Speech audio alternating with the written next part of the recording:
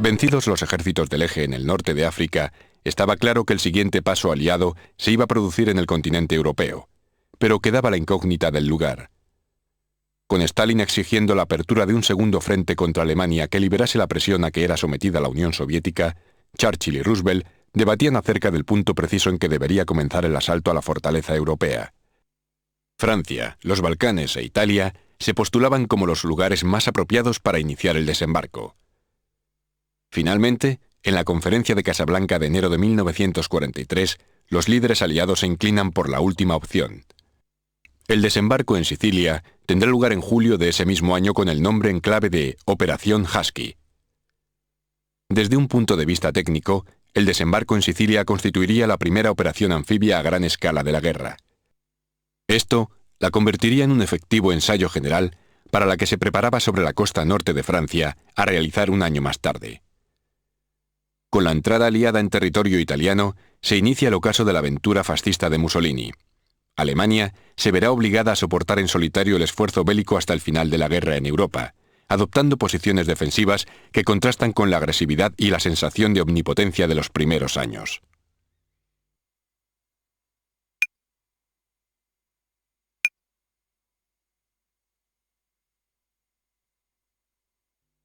Expulsadas las fuerzas del Eje del norte de África, los dirigentes aliados decidieron emprender el asalto de Europa.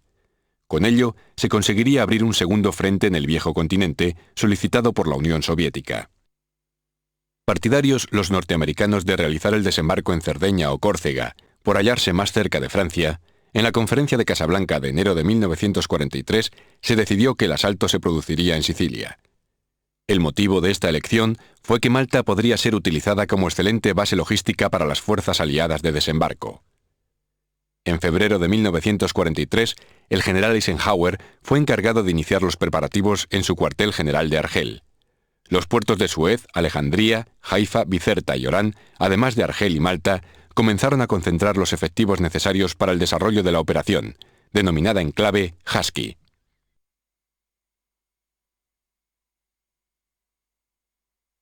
En Sicilia, a las órdenes del Sexto Ejército de Guzzoni, se encontraban estacionadas 4 divisiones italianas y 2 alemanas, a las que se unieron otras 6 más desplegadas en las costas junto con varios regimientos y brigadas. El total de efectivos humanos era de 228.000 hombres y unos 265 carros de combate. En el aire, las fuerzas del Eje contaban con 520 aparatos, aunque solo un tercio de ellos estaba en condiciones de volar. Disponían también de una poderosa artillería de 1.500 piezas, además de la potente flota de guerra italiana, que no obstante apenas intervendrá. Los aliados contaban con el 8º Ejército británico, a las órdenes de Montgomery, y el 7º norteamericano, dirigido por Patton. En total, 1.370 navíos de guerra y transporte, además de 1.100 lanchas de desembarco, debían llevar hasta la isla 181.000 hombres, 600 carros, 1.800 cañones y 14.000 vehículos de diferente tipo. La cobertura aérea la garantizaban más de 4.000 aparatos. El bombardeo de la isla de Pantelleria, el 9 de junio de 1943, constituyó el prólogo a la invasión. Esta comenzó con el bombardeo de varias posiciones del Eje y el lanzamiento en paracaídas de cientos de maniquíes para confundir al enemigo. El 10 de julio se inició el desembarco entre Siracusa y Licata, un litoral de 180 kilómetros defendido solo por la 206 División y la 18ª Brigada Costera. La artillería naval barrió pronto las defensas de costa. La escasa guarnición de tan larga línea, sin apoyo de artillería ni blindados, fue arrollada por las fuerzas de desembarco. El contraataque germano-italiano con divisiones blindadas rechazó a los norteamericanos hasta la costa, pero sufrieron muchas pérdidas por la acción de los cañones de la escuadra y hubieron de retirarse. Mientras, Montgomery ocupaba casi sin resistencia Siracusa y Augusta. El 14 de julio, a pesar de la oposición alemana, enlazaban el 7º Ejército norteamericano y el 8º británico en la zona de Ragusa. El 22 de julio, Patton, con su 7º Ejército, pudo progresar por la costa occidental con gran rapidez, tomando Palermo y dispuesto con su agresividad a ganarle a Montgomery su carrera hacia Messina. Sin embargo, no pudo conseguirlo, pues le salieron al paso las fuerzas alemanas y le frenaron junto a San Stefano. Las tropas del Eje formaron desde el 2 de agosto una fuerte línea defensiva que les permitió resistir con comodidad hasta que desembarcaron en la isla 11 divisiones aliadas más. Estas, además, gracias a los aeropuertos de Comiso y Ragusa, contaban con el dominio de los cielos. Ante el acoso aliado, los alemanes dispusieron la retirada, concentrando en Mesina cuanta artillería antiaérea pudieron reunir y apoyando la operación desde los aeródromos del sur de Italia. En la madrugada del 17 de agosto, los últimos alemanes evacuaban Mesina, y solo algunos grupos de retaguardia retrasaban el avance aliado.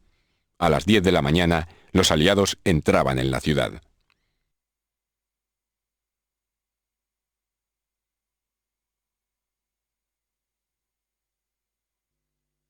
En Italia se pensaba desde hacía tiempo que la guerra estaba perdida, más aún desde la caída de Sicilia a manos aliadas. El 25 de julio de 1943, Mussolini es detenido, y el 3 de septiembre, ante el bombardeo aliado de ciudades como Roma, Milán, Florencia o Nápoles, Italia firma su rendición. Hitler decide organizar una fuerza de ocupación que divide la península en dos sectores: el sur, bajo el mando de Kesselring, y el norte a las órdenes de Rommel. En el sur, el 10º ejército de Kesselring contaba con 6 divisiones, 4 de las cuales habían escapado muy debilitadas de Sicilia. Por su parte, Rommel cuenta con 11 divisiones más. El plan de Hitler es que las fuerzas del sur retengan el máximo posible el avance aliado, mientras las del norte se parapetan y preparan la defensa tras la línea Gustav. El 3 de septiembre, el 8º ejército de Montgomery desembarcó en Reggio Calabria sin encontrar apenas resistencia y comenzó a avanzar hacia el norte. El 8 se puso en marcha la gran flota de invasión. 463 buques con 70.000 hombres, en dirección a Salerno. El ataque a la península se completó con el envío de la primera división aerotransportada británica a Tarento.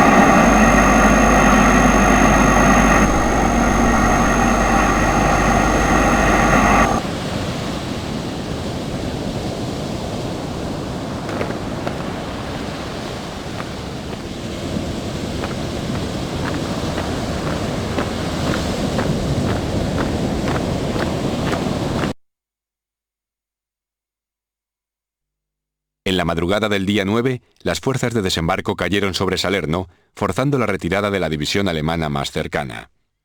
Sólidamente establecidos en varias cabezas de puente, el día 12 los alemanes contraatacaron con sus 6 divisiones, tratando de romper las líneas de Clark en la zona del río Selle, y dando lugar a cruentos combates. Ante la gravedad de la situación, solo el auxilio de 18 buques de guerra logró parar en seco a los alemanes, que comenzaron a replegarse a partir del día 16. El avance aliado continuó imparable en las semanas siguientes, forzando a los alemanes a retrasar sus líneas de defensa constantemente. A comienzos de octubre, los aliados superaban la línea Nápoles-Foggia. A mediados de mes, la ofensiva aliada alcanzaba ya la línea Capua Termoli. El último repliegue alemán se produjo por detrás de la línea Gustav, cuyo eje era Montecassino. Sobre esta posición, Kesselring, nombrado comandante en jefe de Italia al frente del grupo de ejércitos C, montó un excelente entramado defensivo. Allí fue donde realmente comenzó la verdadera campaña de Italia.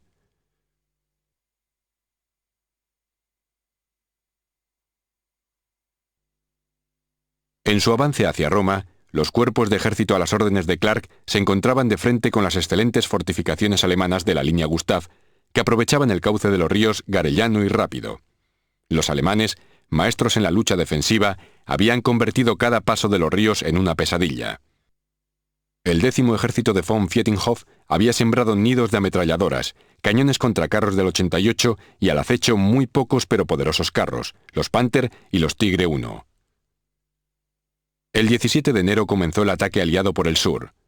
La artillería del 10º Cuerpo de Ejército británico abrió fuego contra la otra orilla, ayudada por los cañones de los buques fondeados en el Golfo de Gaeta. Por el norte, la División 46 británica comenzó el cruce del río, apoyada por parte de la artillería del Cuerpo de Ejército II americano.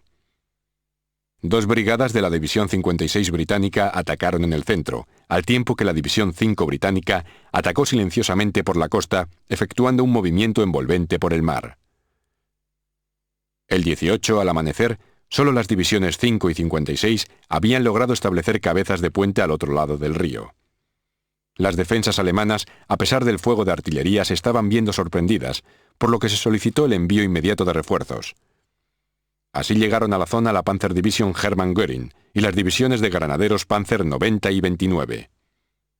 Mientras tanto, algo más al norte, el cruce del Rápido lo intentó la División 36 norteamericana. Al amanecer, aprovechando la niebla, fueron lanzados al agua multitud de botes de goma y lanchas. Apenas habían comenzado a avanzar cuando un fuego tremendo procedente de las defensas alemanas perfectamente camufladas convirtió el paso del río en una matanza. La falta de observadores y coordenadas hizo inútiles las andanadas de los cañones Longton americanos.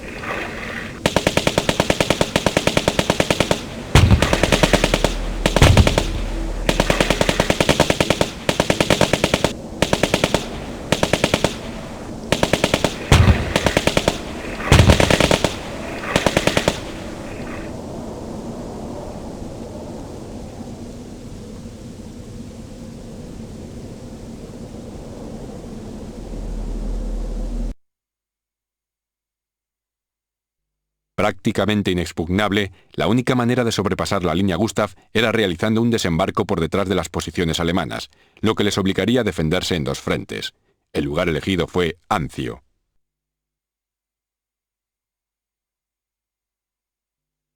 El desembarco en Anzio fue encomendado al 6º Cuerpo de Ejército de Lucas. A las 2 horas del día 22 de enero, cientos de salvas de cohetes cayeron sobre la población, preludio de la primera oleada de desembarco.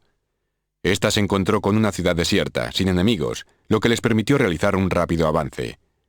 Los ingleses de Peney se desplegaron hacia el foso de la Moletta, mientras los americanos de Truscott fueron por el canal de Mussolini hacia Cisterna di Latina. Allí les acogió el fuego de las piezas de largo alcance de los Montes Albanos por parte de los alemanes del 14 Ejército de Mackensen. Pero unos minutos después, el fuego cesó.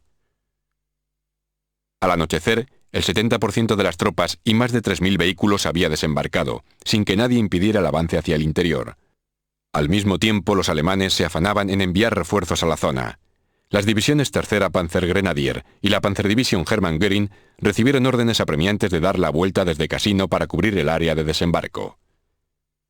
Ignorantes de la debilidad alemana que hubiera permitido tomar Roma con pequeño esfuerzo, los aliados cometieron el error de atrincherarse y mantener posiciones defensivas. Entretanto, los alemanes fortificaban pueblos enteros y hasta inofensivos montones de paja se convirtieron en 48 horas en una posición gigantesca repleta de antitanques y carros Panzer IV y Panther camuflados. Enfrente esperaban a los aliados 8 divisiones alemanas fuertemente pertrechadas. Los americanos decidieron lanzarse hacia Cisterna y los británicos hacia Campo Leone. Los Rangers, que habían atravesado de noche la fosa di Pantano, cayeron en una emboscada y fueron aniquilados. Lo mismo sucedió con los regimientos ingleses Duke of Wellington y Sherwood Forester. Ametrallados de flanco y sin medios acorazados, fueron deshechos. Encuadrados por la artillería pesada alemana que hacía blanco en la congestionada cabeza de puente, los aliados cayeron a miles en Aprilia, el bosque de Padiglioni o la colina de Buon Riposo. La Luftwaffe, acumulando escuadrones llegados de Francia o los Balcanes, machacó insistentemente Anzio, mientras por tierra los alemanes pasaban al contraataque. La operación Single, el desembarco en Anzio, era ya un sangriento fracaso que comprometía el éxito de las operaciones en Monte Cassino. El macizo de Cassino estaba defendido por el 14 Cuerpo Panzer de Etterlin, con algunas de las mejores unidades que quedaban en el ejército alemán, además de la línea Gustav. En la noche del 5 al 6 de febrero, 2 regimientos norteamericanos lanzaban un doble ataque hacia Monte Cassino. Para restar efectivos a los defensores, el cuerpo expedicionario francés de Juin debía de lanzar un asalto sobre su flanco derecho. La tenaz resistencia alemana hizo que, hacia el 11 de febrero, a pesar de ocupar el Calvario, fracasara la ofensiva. La 34 División quedó prácticamente diezmada. Ante las fuertes pérdidas, los aliados decidieron no utilizar a las reservas, lo que les hubiera dado la victoria frente a unas fuerzas alemanas muy debilitadas. Al día siguiente, ya no se produciría una oportunidad similar. Los paracaidistas de la primera división llegaron de refuerzo y tomaron en un solo asalto el Calvario. El 12 de febrero se produjo un nuevo intento por parte de la 34 División americana. Detrás del Valle del Rápido se encontraban los neozelandeses de la Segunda División y la Cuarta División India, preparados para apoyar la ruptura y la victoria. Bajo una lluvia torrencial que imposibilitaba todo apoyo aéreo, los batallones americanos apenas pudieron avanzar 300 metros hundidos en el barro. Al día siguiente, los indios avanzaron para relevar a los americanos, entre los que solo había 840 supervivientes de los 3.200 hombres iniciales. Entonces se decidió que la batalla de Cassino fuera asumida por el grupo de ejércitos de reserva. Esta fuerza, bajo el mando de Freyberg, comprendía a la Segunda División neozelandesa, la Cuarta India y la 78 británica. Suponiendo que en el monasterio se situaba un estratégico puesto de observación artillera, Freyberg solicitó que fuera bombardeado. El 15 de febrero, 142 fortalezas volantes B-17 dejaban caer sobre la abadía 350 toneladas de bombas explosivas e incendiarias.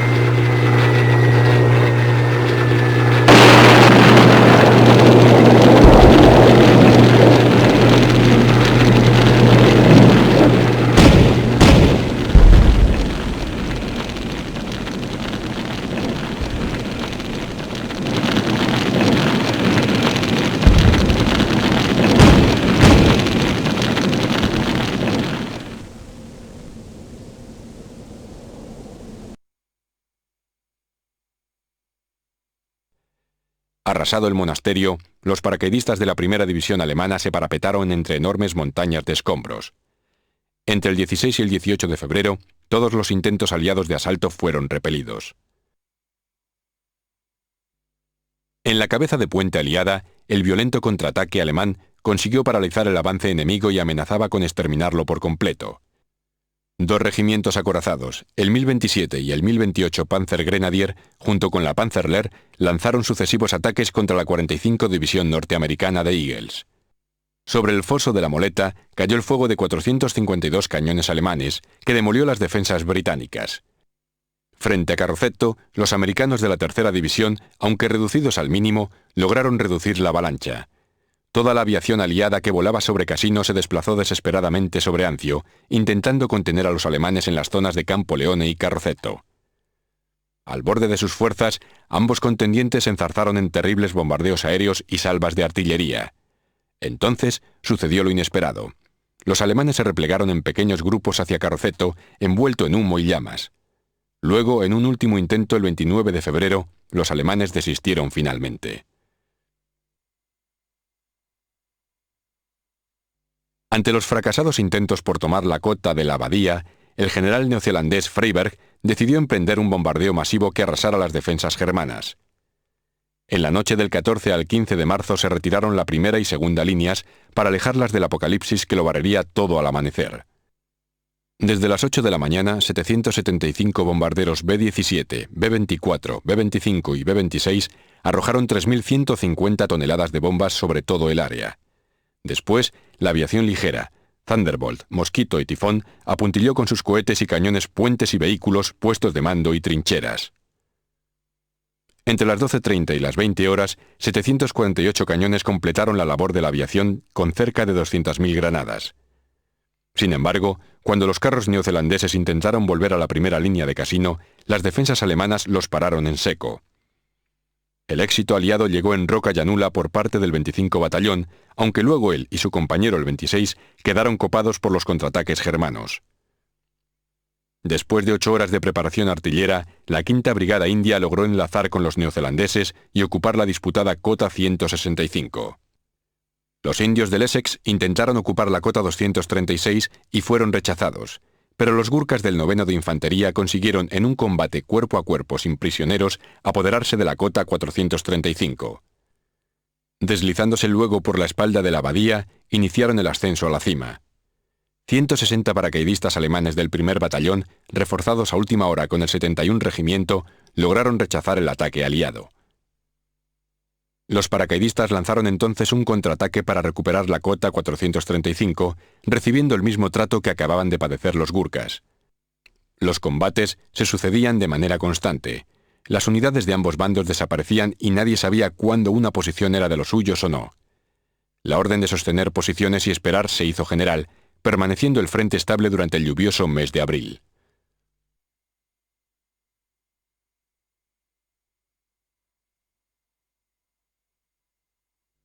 El general Alexander, jefe de las fuerzas aliadas, se percató de que la única manera de vencer el obstáculo de Cassino, superar la línea Gustav y abrir el camino a Roma, era organizar una ofensiva a gran escala.